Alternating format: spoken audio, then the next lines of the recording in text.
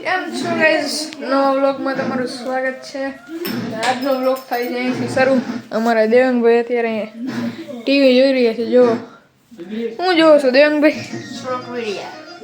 શેના short video જોવો? YouTube માં અમારે ટીવી લઈ દીધી છે મારા પપ્પાએ। ખર્ચો કર્યો એકવાર પણ એ કે નકરા વિડીયો જોવાય। અમારા પપ્પા હવે ને શું કહેવાય ખાઈ પી નવરા થયા હવે એ આરામ કરશે ને ટીવી જોવશે।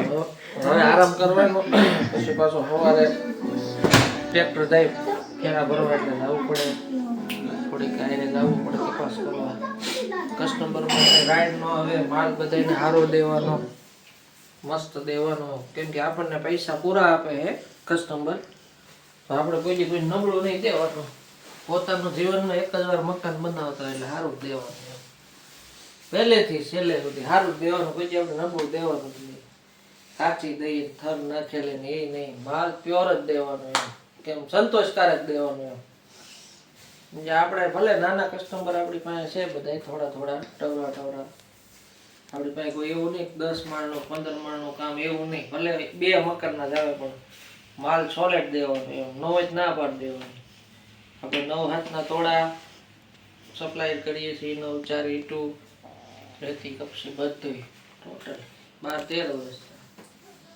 મસ્ત મજાનું તો મિત્રો ટીવી લો હવે પછી આરામ કરશું સવારે ધંધે જવું હાલ્યા કરે દ્વારકાધીશની દયાથી ભાઈ બેઠો દ્વારકા વાળો દેવા વાળો નાથ છે દયાળુ એને જ્યાં ખજાને ખોટ છે ભાઈ તો હવે ગીત ગાઈ નાખો હવે કાંઈ ખજાને ખોટ નથી હે જી તારા આંગણિયા હે પૂછીને જે કોઈ આવે રે હે આવકારો મીઠો હે જે આપજે રે હે તારા કાને રે હે સંકટ કોઈ સાંભળાવે રે હે બને તો થોડું હેજી કાપજે રે તમારા આંગણિયા પૂછીને જે કોઈ આવે એને થોડોક આવકારો આપજો બાપ એને થોડીક ચા પાજો પાણી પાજો માણા મોજમાં આવી જાય સાચું ઈ જ હતું પેલા પરંપરા જ સાચી ઈ હતી હવે માણસ બજારમાં હેલો જતો હોય તો કોઈ રામ રામ નથી મળતું બાકી પેલા એવો નિયમ હતો કે તમને કોઈ પણ ભાઈ હામાં મળે ને એટલે આપણે એમ કહેતા કે રામ રામ રામ રામ અત્યારે રામનું નામ જ નીકળી ગયું માણસના મોઢેથી અત્યારે એ બધું આખું યુગ જ આખો પલટી મારી ગયો નકર પહેલા ખાલી આખા દિવસમાં આપણને 5 કે 10 જણા જે મળતા ખાલી રામ રામ એમ કહીને તોય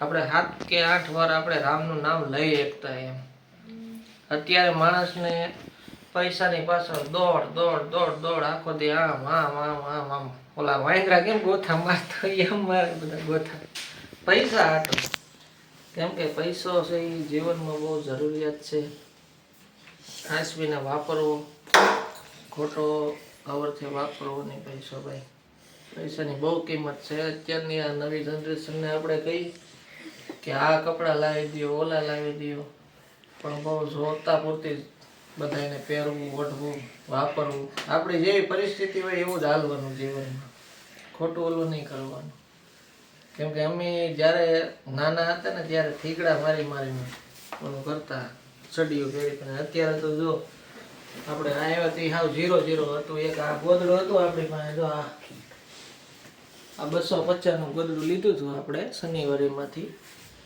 એ અત્યારે આપણે હાંસવીને રાખ્યું અત્યારે આ ગાડલે બેઠા એટલી દ્વારકાધીશની મહેરબાની છે ભાઈ બાકી જય દ્વારકાધીશ તો મિત્રો આપણે ટૂંક સમયમાં હમણાં જવાનું છે સુરત એનો વ્લોગ પણ આપણે આવશે આપણી